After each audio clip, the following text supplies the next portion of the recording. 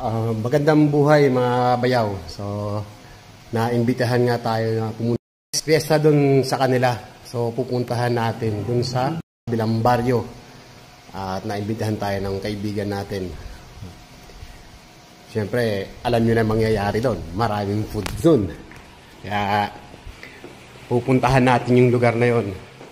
Susubukan natin kung ano ang mangyayari. Marami daw siyang hinanda para para sa mga bisita niya. Ewan kung bisita tingin sa akin. Bisita na ako dun Kaya ano pang hinihintay natin mga bayaw? Puntahan natin. Masaya doon. At ito ang kaganapan. Tara!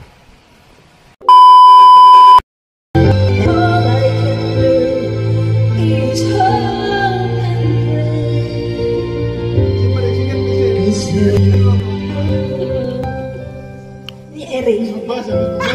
Saan?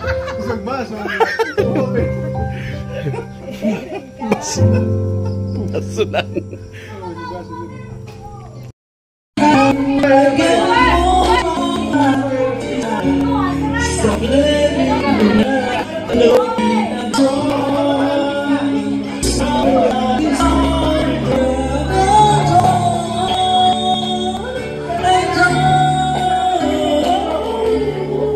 At ito na nga, tumatalab na nga sa amin ang alak. At tingnan mo naman ang aming kasama, si Ma'am Lori, pati yung asawa niyang foreign aid. Lumipat na ng upuan, pero agad naman bumalik at tumabi nga sa akin. Alam nyo na mga bayaw, hirap na hirap ako sa English dyan dahil yung baong ko, 100 na words lang. Kaya hindi ko na masyadong kinakausap. Idinaan ko na lang sa pagbibideo nang malaman na hindi ko talaga kaya mag-English ng mamatagalan. At syempre, bago ang lahat, shout out kay paring ninyo. Maraming salamat sa pag-imbita at salamat na rin sa mga bisita niya at sa lahat ng kamag-anakan na syempre nag-i-enjoy ang lahat, tuwang-tuwa dahil minsan lang mangyari sa isang taon kaya nagkita-kita na rin at ito na nga, nagpapagalingan na nga sa kanta at syempre wala kami niyan. Ang mga boses namin ipanglaban lang pag merong alak at pulutan at hindi kami kayang sumabay sa mga contest na ganyan. At halina mga bayaw, pakinggan natin at panoorin kung ano ang mga kaganapan. Ito na nga.